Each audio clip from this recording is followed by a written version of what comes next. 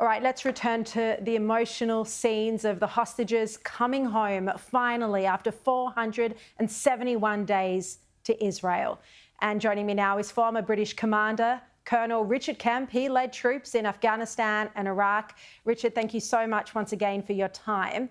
Firstly, I want to ask you what your opinion was of those horrific scenes where we saw literally Hamas terrorists overrunning Red Cross vehicles. Yeah, and I think not just Hamas terrorists, but we've also seen civilians, men and boys, spitting on the hostages as they were being prepared for handover. So contempt and abuse of these hostages right to the very end.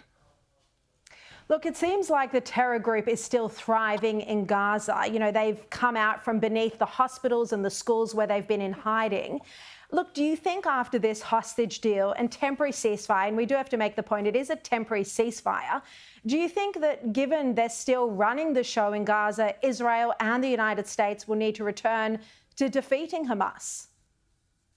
Yeah, I've got no doubt about that. I think we've seen obviously we're very grateful, I think, to see the release of the first few hostages already.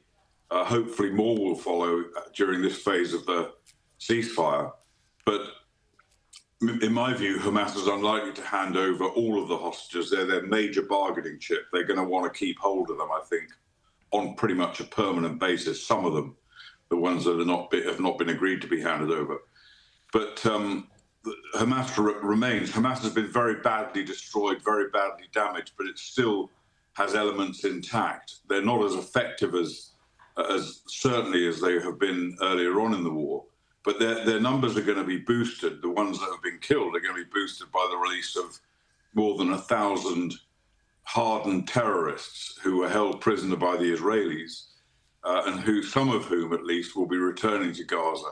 So the situation that we've got at present in Gaza is one whereby it simply cannot be allowed to continue. And you're right, I think, to emphasize a temporary ceasefire.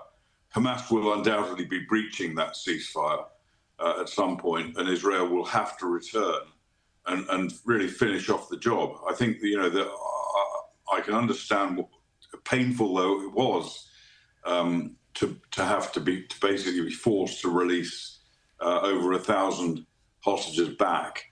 Painful though that was. Well, not hostages, criminals and terrorists, do you mean? I'm sorry, yeah, and you're absolutely right to pick me up on that point, because some in the UK media, at least, have been talking about a hostage swap. Yeah. These are not hostages. These are hardened terrorists who have been lawfully held prisoner by the Israelis, being exchanged for hostages who have been seized, abused, in some cases raped, tortured, and murdered by Hamas. So there is no equivalence there, and thank you for picking me up on it. But I don't think there's any, there's no question really that this evil has got to be defeated, and it hasn't yet been defeated, and it will, I hope, be defeated once the ceasefire ends. And with Trump's support, because it is going to make a big difference, don't you think, that there is now a president, there will be a president who unequivocally supports Israel in its efforts to prevail over terrorism? I mean, do you think we can expect a very different attitude from the US to Israel? And absolutely we can, or I hope we can. And, we've already had assurances from President Trump himself and also from his national security advisor designate that if Israel feels the need to go back into Gaza and finish off this problem, then it will have the 100% support of the United States of America. And it certainly hasn't had 100% support from the Biden administration. It's got a lot of support, but it's always been restrained and held back by Biden. I hope Trump isn't going to do that. And I think part of this whole deal, many people have found this deal unsatisfactory, and I can understand why.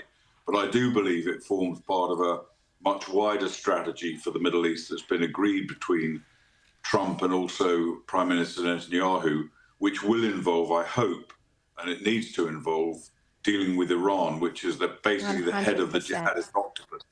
Exactly, and the nuclear threat that Iran continues to pose. All right. Richard Kemp, always a pleasure to have you on the program. Thank you so much for your insights.